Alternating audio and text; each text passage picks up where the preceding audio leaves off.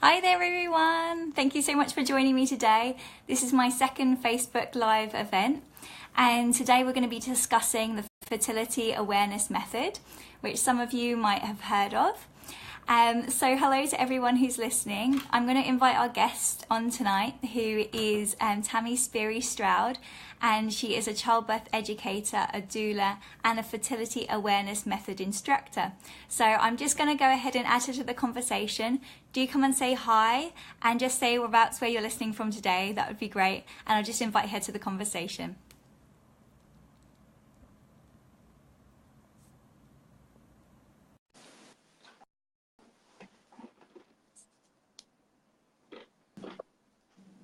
Hi, Tami. So good to see you. How are you today? Very good, very good. I've been excited about this. Awesome. It's so great to have you on. Thank you so much for joining me today. I think I'm having some technical difficulties. I can't hear. Oh, I think there is a 2 or 3 second delay in the connection, but I think it should be fine. Sorry, I think I'm having a little technical difficulties at the moment. Oh, sure thing, no worries. Awesome. Lovely. Can you hear me better now? Yes, yeah. I think it's sorting itself out. Good. Yeah, I think it takes a few minutes to kind of like get sorted and kind of be happy with the connection. Well, I said that. Awesome. Brilliant. Oh yeah, I can see the flicker there. Tami's joining us from Saudi Arabia, which is amazing. So I'm in New York, she's in Saudi Arabia. You might be listening from wherever in the world. And it's just amazing that we get this opportunity to speak to so many different people around the world. You know, I was just amazed by it all, that we can connect through so many different time zones and continents. Very cool. Awesome. So we could try starting, Tami, if you like, and then do stop me if you're not hearing me okay, or the connection's not good. Yeah. Okay. So I was saying just to the people who are listening before you jumped on, Tami, that Tami is a childbirth educator, a doula, and a fertility awareness method instructor as well. Is there anything else you wanted to add as well to your repertoire of amazing skills?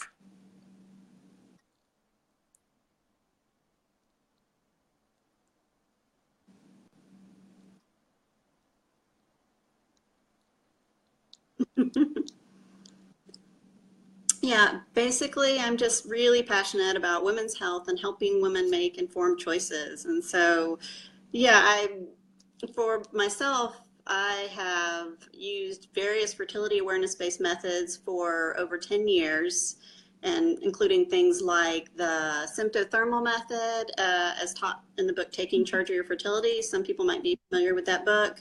I've also done things like the lactational amenorrhea method, which has to do with postpartum breastfeeding, and a lot of other things that I'm not sure if other people have heard of. So yeah, and mostly just what all drives me is helping women make informed choices.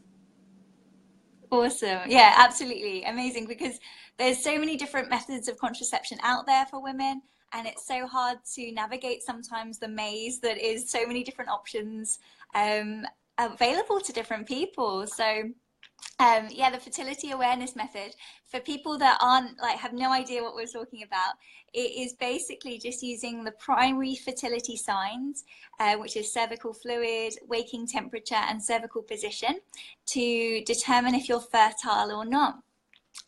Because most people are aware that women are only fertile for a few days out of each cycle.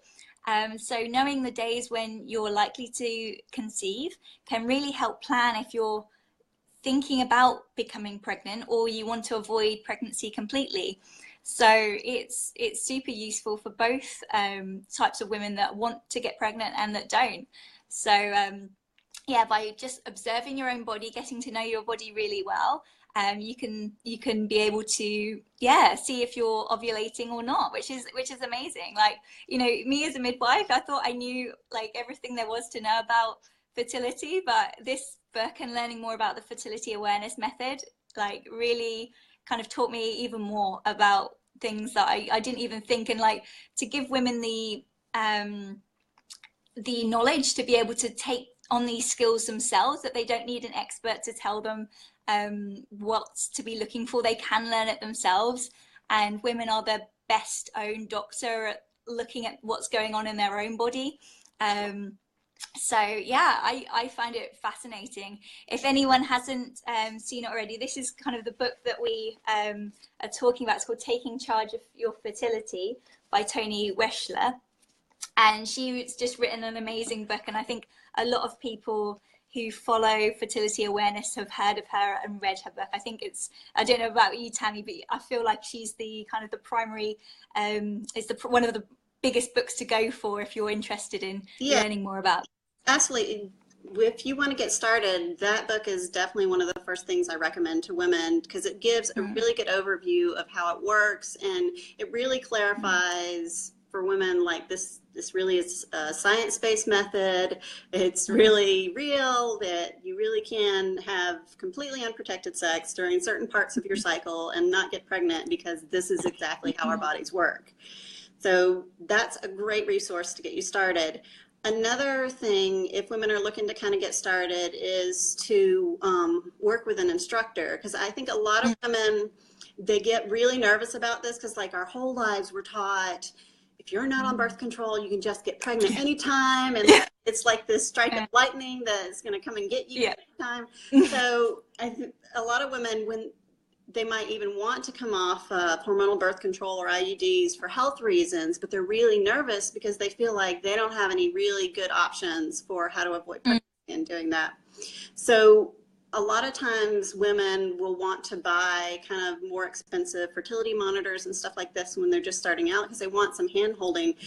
But my biggest recommendation is to hire an instructor to when you're just starting out, because it's honestly around the same price level, but your instructor will be able to educate you and give you enough hand holding so that you are confident in your own ability to read your own fertility signs and to understand your own body, and to basically be your own best person at understanding what's going on with your body, and is this healthy, is this unhealthy, and all those kind of things. Definitely. I think to have that in someone there to be like, yep, you are doing the right thing, you're on the right lines, is really useful sometimes.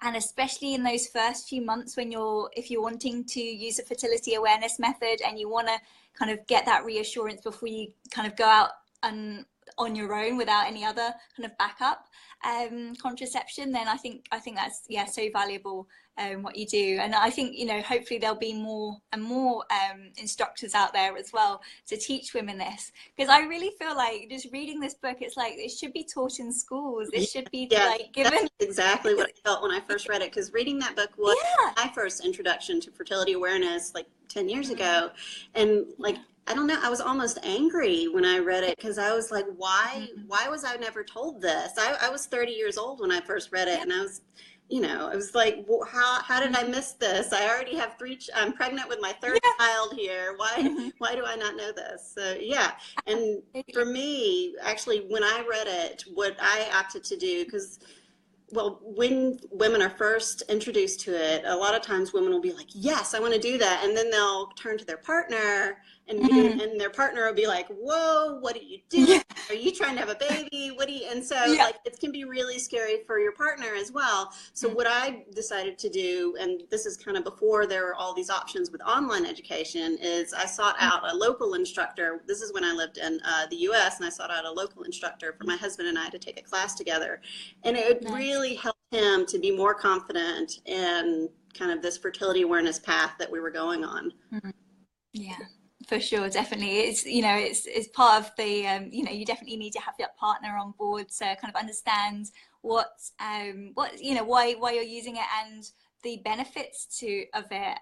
And I was reading in the book as well that a lot of men get really into the method and are really helpful with their partners, and it allows them to take on a level of to get involved in contraception in a way that they've never been able to before, like with Right, you know, because hormonal it's just treated kind like, of, oh, this woman thing, especially yeah. if you decide to use like another form of contraception, Mm-hmm. like condoms or something when you're fertile, then that Mm-hmm. sort of discussion, that back and forth discussion between you and your partner of having to say, okay, today I'm fertile, so yeah, we have to use protection of some sort. Yeah. That ongoing discussion is actually really healthy for a relationship. Yeah, to talk about that completely. What else did I want to say with that? Yeah, it's just that I think, I don't know, why don't we know more about it? Do you think it's because women aren't kind of trusted to kind of like learn the subtleties of their cycle, or because there's so much of hormonal birth control out there that is pretty effective? It has quite a few side effects for a lot of women, but it is effective. So this isn't kind of given the time to be taught, maybe. What's your thoughts on that? Yeah, I have similar thoughts on that. I think, I don't know, like there's this sort of infantilization of women of like, well, this is too complicated. I can't, you can't handle this. And I'm like, and people talk Yeah. about fertility awareness and they bring up how complicated or how difficult it is. And I'm like, whoa, whoa, whoa, whoa, whoa. You hold down a job, you take care of children, you drive a car, Yeah. you can handle it. You got this. And Yeah. so there is a bit of a learning curve, but I think for the vast majority of women who are just living a normal life and, they're getting up, they're showering, they're managing their self-care, like all of those normal things, you can handle this. Absolutely, completely. I completely agree, and it's fascinating how simple and easy and how untechnical it is to get started with it. Yeah, I mean, I think it's important to say as well, it's not for everyone. If you've got to like be completely committed to the method. You can't really do it half-heartedly. It's something that and if it's not going to cover you for any sexually transmitted diseases either, which I think Right. is just important Right. to And I think mention it's that important to you're think not. about that in the Yeah. context. The pill won't you are still Yeah. vulnerable to STIs on the pill. You're still vulnerable to STIs with an Mm-hmm. IUD. So you do have to, with all of these choices, like you do have to consider Yeah. are you in a relationship at risk for that, or are you in a long-term married relationship, kind of like I am, where that's not really a risk that you're having to worry about.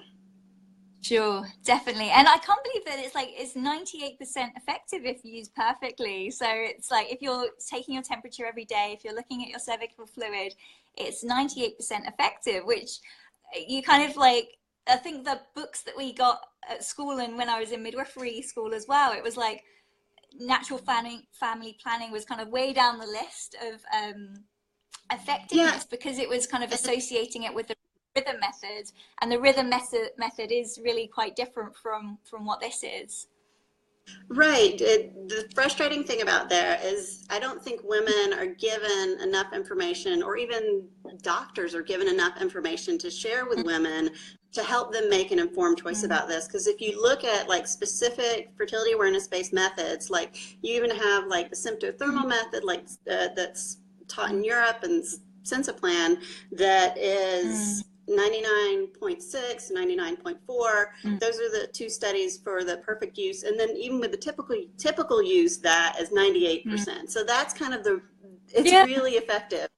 And then you have other ones in the range of typical use for fertility awareness based methods, where you're charting like individual fertility signs and not the ones where you're doing like a calendar based method, which is what a lot of people think about. The typical use range is 98 to 85% effective, depending on the specific method. And that's what a lot of people don't understand, is that there are different methods. They chart different fertility signs, and they have different protocols about how many days you wait after you see this sign or that kind of thing. And so those all make a difference in effectiveness. And the stat most people see is you're at risk of a 24% risk of pregnancy with fertility awareness-based methods. And this is a stat that people usually see with the CDC that they put out. And this stat comes from this really big retrospective survey study that they do. And they do it not just for fertility awareness-based methods, but all methods, like hormonal methods, IUDs, condoms, like everything. This is a really huge study they do to kind of, and they do it kind of every few years to get an updated typical use number. But the thing is, in the study, the number of people using fertility awareness-based methods is really, really low. So it's a small number. And they include things like people who don't even really know what they're doing. They're just not on any other form of birth control, and they're kind of guessing it when they're fertile or infertile. And that's completely different from somebody, you know, specifically using a book like Taking Charge of Your Fertility or working with a fertility awareness instructor to follow a fertility awareness-based method. The other thing is it also lumps in, like you were saying, the rhythm method. And the rhythm method was actually developed in the 1930s. I mean, it's really old. Like, think about if you included the side effects from the IUD today with the side effects from the IUDs in the 1970s and said all of these is all the same. But it's not. Yeah. We've advanced in technology, come a long way, scientific understanding a lot since the 1930s. And so it's kind of, I don't think it really, that number really helps women make an informed choice. And so that is kind of one of the things that I wanted to help women, to give them more information about what's really the studied effectiveness of these methods and what can you expect from them. Absolutely, yeah, definitely. And if people were deciding which, because there's various different fertility signs that you can chart to decide to see if you're fertile or not. Have you got a method that you kind of recommend to women, or do you kind of get women to read around it and see what you think would work for them? How do you kind of play it with all the different signs that you could use for fertility? Right. Well, my personal preference is to kind of have a conversation and kind of see, because a lot of it has to do with sort of lifestyle choices, because fertility charting is kind of forming a new habit of checking some sort of fertility sign daily, maybe 2 different fertility signs daily, and writing it down. And so having a conversation about, okay, like with basal body temperature, it's really important that you kind of wake up at the same time each day and take your temperature at that same time each day. And so you kind of need to be able to have a lifestyle that can have that sort of regimented habit. And if you can't, then maybe focusing more on like a cervical fluid based method, where it's something like you can kind of check throughout the day, and it doesn't really matter if you sleep in one day or get up early one day. There's a lot more flexibility with that. And so having those kind of conversations about your lifestyle is really helpful in figuring out what kind of fertility awareness-based method will work best for you. Definitely. No, that's really interesting, because there's so many different things out there now, and you know, different ways you can do it. So it's yeah, it's great that with this method that you can, you know, depending on your lifestyle, adapt it to suit your needs, which I think is great. And there's so many different fertility apps out there as well. I was just having a look on the App Store at all the different ones. There's like Flow, I know is quite popular. There's so many to name, like that are out there. There's an app that comes with this book as well. So what do you think of the apps out there? And do you think, is there any advice that you'd give to women if they were thinking of using them for a fertility, like to get pregnant or to avoid pregnancy? Right. Well, the thing with the vast majority of apps, of apps are only going to ask you for how long your cycle is, and when your last period. If that's all the app is asking for, and it's telling you your most fertile days, then it's pretty much relying on the rhythm method. So I do not recommend you use that for birth control. Like, it's kind of okay if you're trying to conceive and you're just starting out and just trying to conceive. That kind of stuff is okay to use for that. But like, if you need serious birth control, that is not it. So basically, using an app, you want to be able to use it basically like a paper chart that's on your phone. That's the best way to use it, because you want it the app's not your birth control. Your birth control is understanding the fertility awareness-based method that you're using and then charting it out and reading your own fertility signs. So it's not the app that's doing the work for you. The app is just a tool. Completely. Yeah, that's so important to remember, because there's so many apps out there on the market, and like personally I know there's apps that claim to be able to listen to a fetal heartbeat, and I'm like, having worked it, I'm like just shocked and appalled. I'm like, how can they even claim to do that? It's ridiculous. So there's just so many apps out there on the market, and I think you just have to be really savvy about reading what kind of algorithm they use to come up with their predictions, and whether, yeah, as you said, you should actually just be using them as a chart and not taking those predictions that they say, you know, knowing yourself when to take those signs and to decide for yourself whether you're fertile or not. Right. And an important thing to kind of keep in mind, like when people talk about fertility awareness-based methods and you figuring out when you're fertile, a lot of people think, well, it's just flipping a switch, like when I'm trying to conceive and when I'm trying to avoid it, you switch it. But they kind of are different approaches. When you're trying to conceive, you're looking for like these most fertile days that are the best chance of conceiving. But when you're trying to avoid, you're looking for like all of the crazy fringe days where you could get pregnant, and avoiding those too.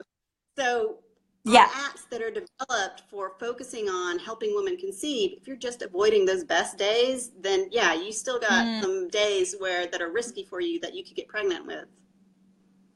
Completely, definitely. Oh, and one of the questions I wanted to ask you was with postpartum fertility awareness method as well, because I know that, you know, as a midwife, if you are, you know, your baby's less than 6 months old, your periods haven't come back, and you're doing all the breastfeeds, you're not giving any formula, any supplements or anything at all, then it is a very effective form of contraception, about 98% effective. But it's for those women that are mixed feeding or are trying to figure out when their period's coming back. What advice would you give to those women that are trying to figure out when the best time is to use, to see if they are fertile yet, or what's going on with their cycle? Right. So postpartum, I think a good way to think about it. So like if you have a regular cycle, you have the beginning of your cycle before ovulation is your follicular phase, and then the end of your cycle after ovulation is your luteal phase. Well, postpartum, before you get your first period, like the vast majority of it, you think of it as this one long follicular phase, and you're just kind of watching that whole follicular phase for signs that you're becoming fertile. So when you're doing that, you want to chart fertility signs that give you a biomarker indicator, like an indicator from your body that says, you know, this is what my hormones are doing, and my hormones are gearing up to ovulate soon. So those kind of fertility signs are going to be cervical fluid, and then also the Clear Blue fertility monitor can be used as a fertility sign. But with the monitor, you need to follow an official protocol with it, such as the Marquette method or the Boston crosscheck method, and so to give you some terms to Google, so that it's really effective, because the Clear Blue fertility monitor measures estrogen and progesterone. It's a really cool tool, but it's not.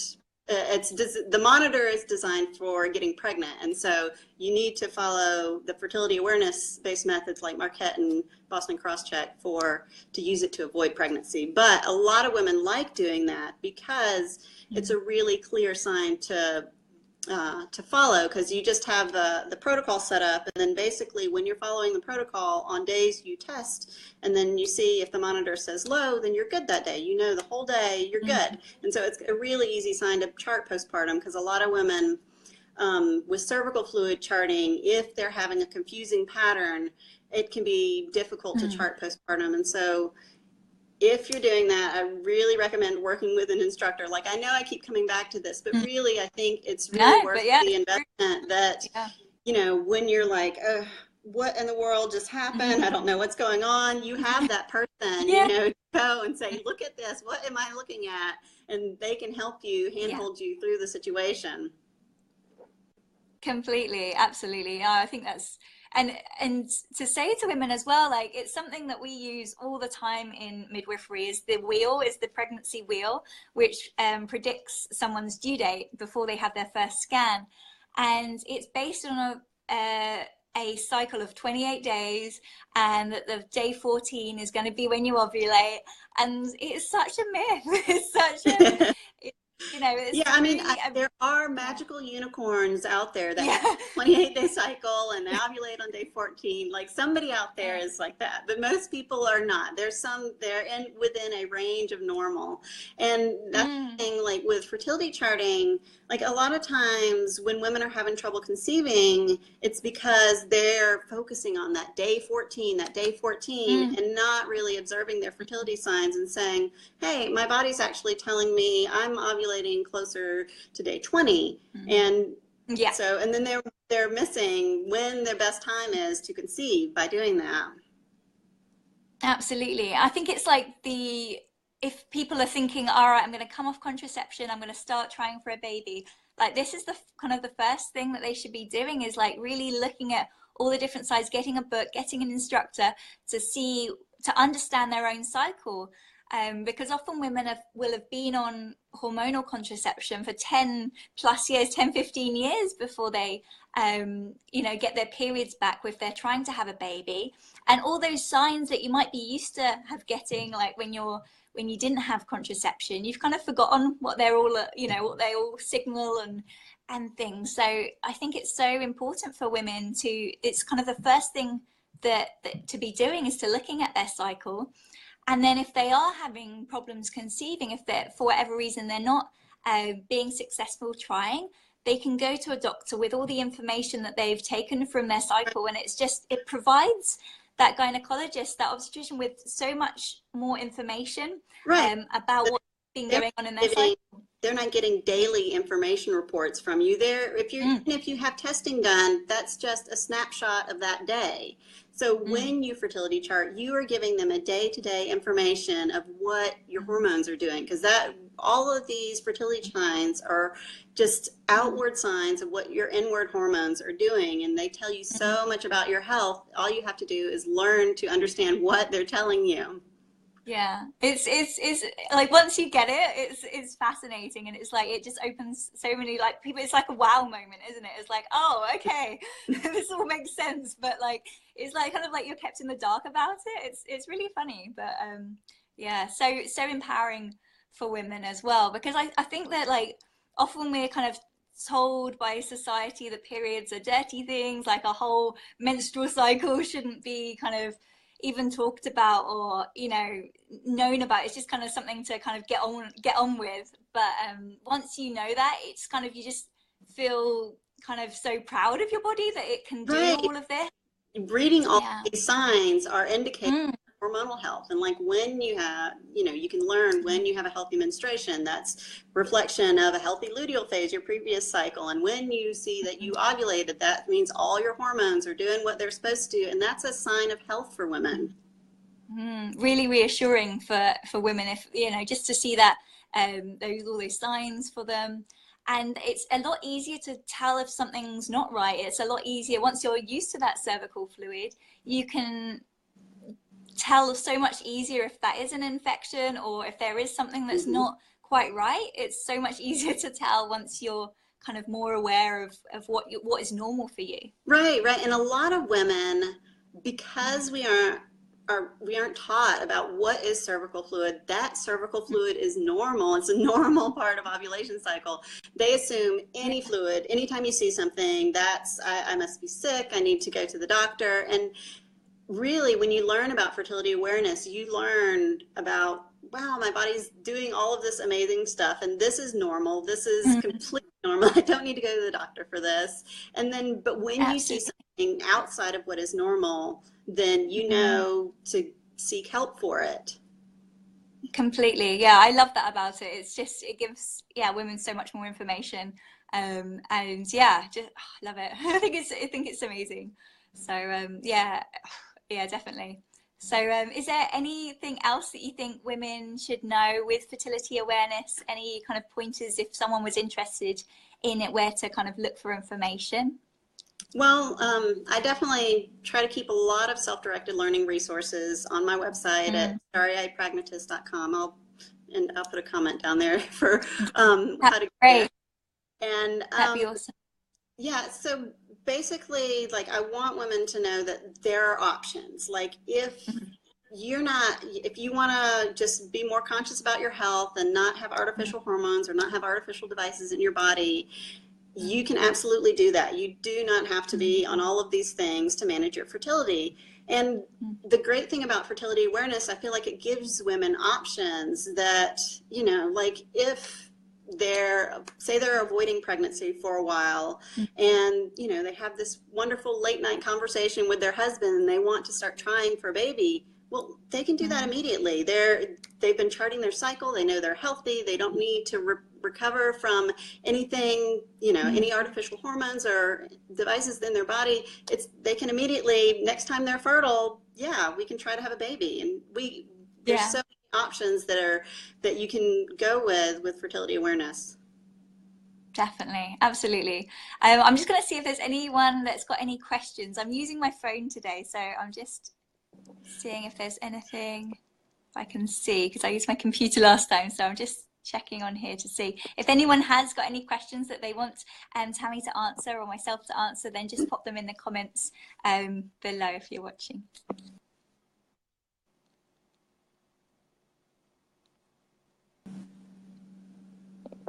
Brilliant.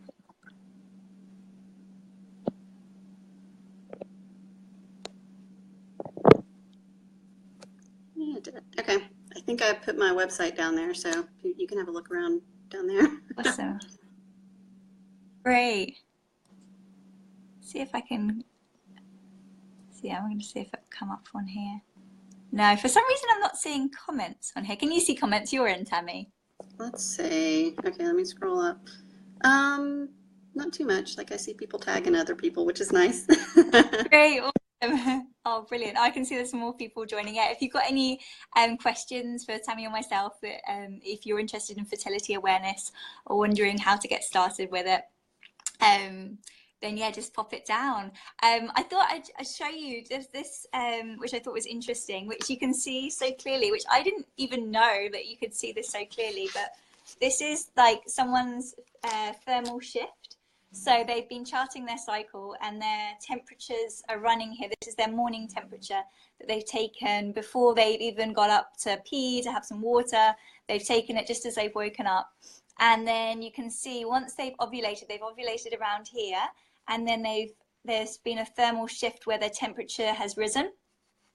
In this cycle, the woman's actually pregnant because she's got more than 18 temperatures above this cover line here. So she can see that that's a positive pregnancy test down here. But it's just so interesting to see like how the temperature shifts from before ovulation and then after ovulation. And then if this woman wasn't pregnant, after about 14 days of high temperatures, that would then drop down to here when her period starts. So I just love this for like education and to know kind of what's when your you're body. starting, you always know when your period's coming. Yeah. Like it's not a mystery at all. Like if one cycle, you end up having a longer cycle, like say, you have some stressful events in that cycle and ovulation is delayed, and then you finally ovulate, when your period's coming because you've been tracking, your normal luteal phase length, and that kind of stays the same each cycle. So usually down to a day or two, I know when to expect the period. It's really good information to have. Absolutely. And I think like when you're like 13 years old and you're like, you're just starting your periods and then like you're so scared of like going to school or going to somewhere and you're like, don't know when your period's going to start. You're like, but if you start charting when you're, that young, you kind of got that awareness of your body and, when to predict your period. So I think for all women, I think it's so interesting. And for women coming to the end of their fertility and menopause too, that they can see, you know, how their periods are stopping and how their body's kind of going through the Right. And menopause. yeah, and for me, like I'm 40, and Mm, so I'm kind of mm, on that end of things. Not quite there yet, but it's in my mind. And so I think it takes a lot of the mystery out because like in menopause, your cycles and perimenopause, your cycles do kind of start to vary a lot. And so you if you're charting, you can kind of see, okay, did I actually ovulate or is this kind of a breakthrough bleeding that I'm experiencing? And you can kind of get a better idea of what's going on. And if you're just having these really long stretches and not ovulating anymore, you can kind of know that you're nearing kind of the end of perimenopause. And that gives you a lot more information than just kind of, I don't know what's going on. We'll wait and see. yeah, completely, completely. I just think it's so important, and I hope with, you know, there's a lot of movement, I think, around the world to kind of go to a more natural, you know, eating more organic foods and trying to live a more kind of less, you know, with so much technology that's at our fingertips, trying to kind of scale it back to something a bit more simple and, you know, less medications and things. I think this method will become even more popular in the next few years, I can see. I mean, hormonal birth control, you know, to give it its credit, it is very useful to some women. I mean, I've got my implant, and I really love this method, and I think when I come off it I would use it. But at the moment the implant's working for me, so I'm gonna, if it's not broken, I'm not gonna change it. But for a lot of women, they're not as happy on hormonal birth control as I am, and I think for them, it's such a good option for them to know about, and should be like the first step if women and their partners are thinking about having a baby, to be kind of starting to chart and to getting to know their cycle. Absolutely. Absolutely. Awesome. So I'm just going to see if there's anything there that we need to answer, if I can.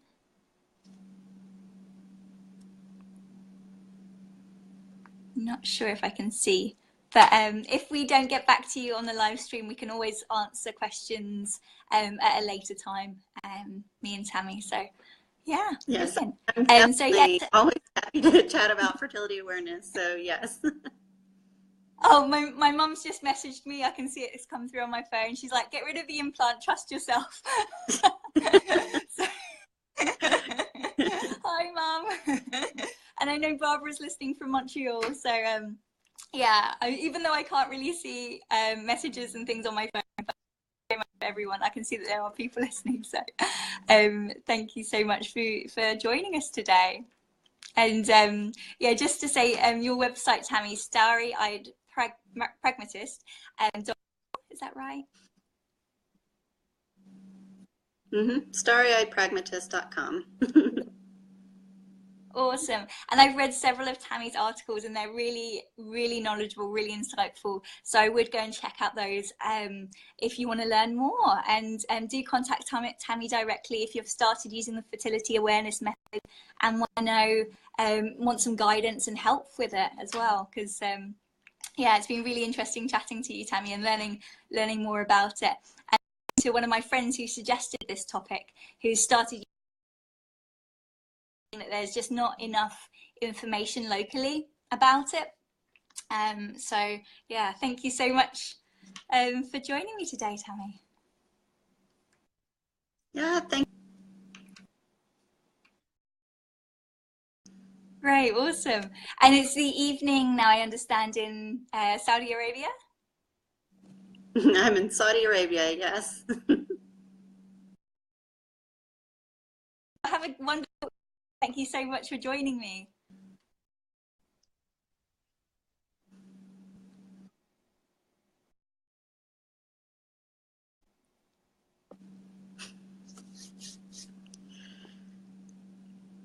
Thank you. Okay. Take care. You too.